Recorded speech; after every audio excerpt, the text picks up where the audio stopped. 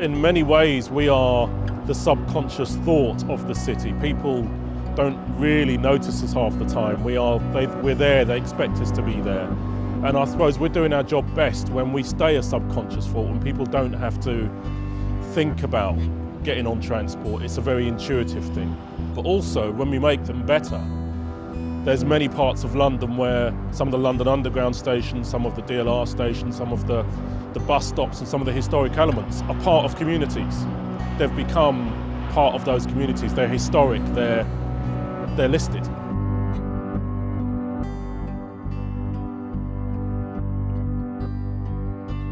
I think London, by the culture of its nation, is not about kind of large master plans. It's very much about organic growth, and in a way that has characterized and continues to characterize London as a collection of places which, as they've expanded, have kind of glued together, but each has its own identifiable place. So it's a collection of places. What we do in Transport for London is hugely important in terms of the life of London. People don't just come here to work, they come here to live. And actually, as human beings, we want to be outside, we want to enjoy our city. So, as well as improving the urban environment through better street design, better transport, better public transport, and moving people to public transport and walking and cycling is absolutely essential. That's why TfL has such an important part in promoting London's economy and its social cohesion. However you move in a city, it's about that experience. It's about the public spaces. That experience of moving from one part of London to another is in the end more important than any individual building. And I say that as an architect with a passion for buildings, with a passion for architecture. But that is the reality of any city, and it's the reality of London.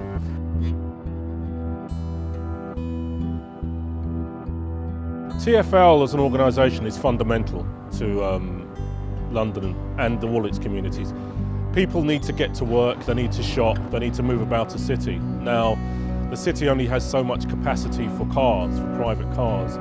It's easier, quicker to go by public transport, so that public transport has to move.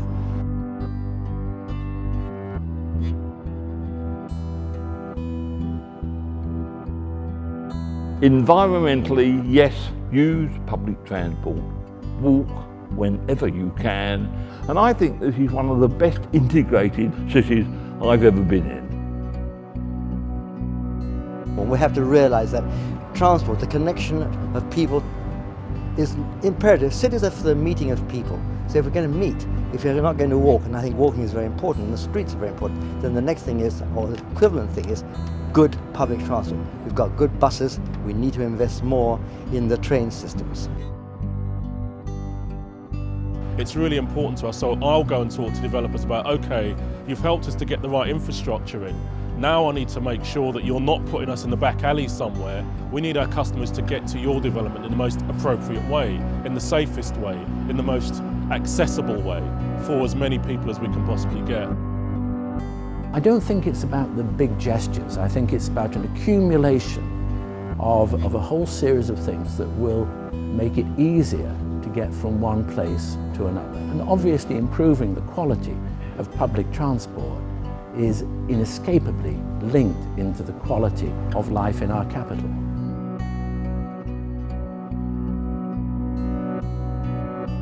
Though London is dynamic, it needs to learn the lessons from sometimes smaller cities. And there are cities which have done better and which we can gain from. So you can say, Copenhagen, 30% of the people go by bicycle. If you go to Strasbourg, they use their water. You cannot talk about transport for London without talking about infrastructure. And what do we mean about infrastructure? We mean connectivity, the ability to get from one place to another.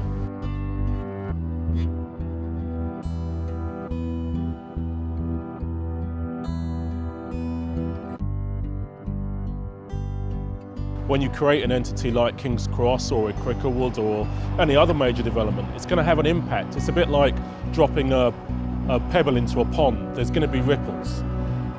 If you regard London as a still pond, as soon as you drop that ripple into it, the transport has to respond. It has to be appropriate so that it can stay efficient.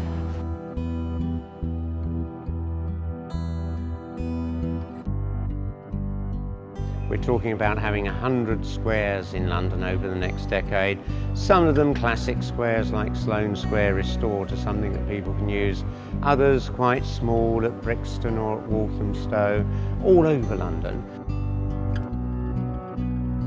London is special because it's exceedingly cosmopolitan, more cosmopolitan, I believe, than pretty well anywhere else in the world. There's a whole range of cultures and accents and languages and different hues of skin, and it's just a kind of wonderful melting pot. It's energetic, it's passionate, it's full of creativity. I'm working with the Mayor and with the team here at the GLA, which includes, of course, Transport for London. Another thing that we're doing is we've got a design for all streets. The streets will become the most beautiful things, which they used to be.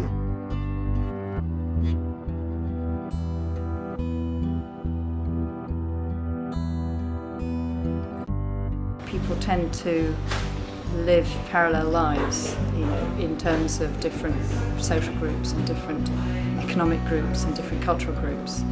And I think it would improve the quality of life for everybody if people were able to interact more and just step outside their economic, cultural, social groups, and actually meet in the city. And I suppose that's where public spaces come into it.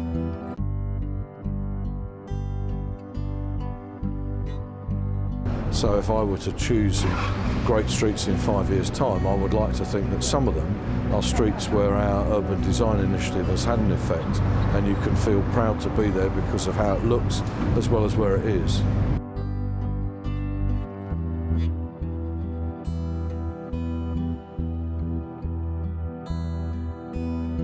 Also, the fact that the London Eye has been so well received is a sign that people, that London is a living, breathing city.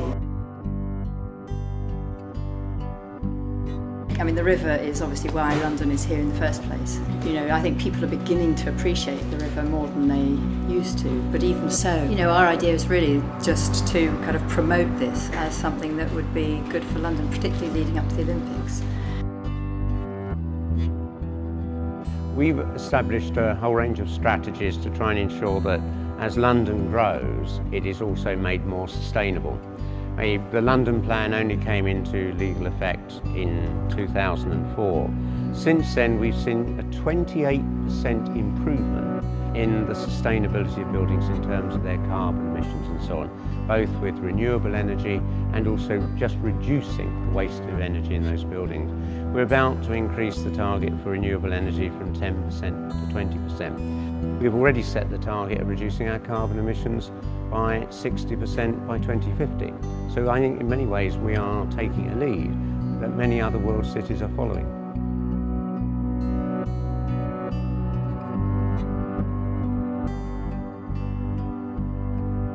After years of underinvestment, we're rushing to do the things that should have been done in the 3 decades gone. And we've got these huge pressures to cope with the increased capacity that the city needs to have for the 700,000 extra people that will be coming here shortly. And I don't want to see that as we come under those pressures, the thing we sacrifice is the quality of the architecture and the design in order just to keep everything under a very tight budgetary regime, because you'll create a city that people don't want to come to.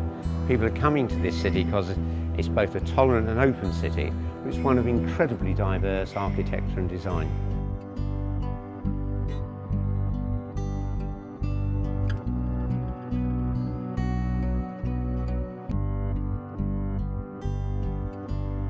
We've got a huge investment programme designed to improve public transport capacity, and we're also working really hard in terms of better management so that actually we better fulfil the requirements that London has of us to live, work and play here.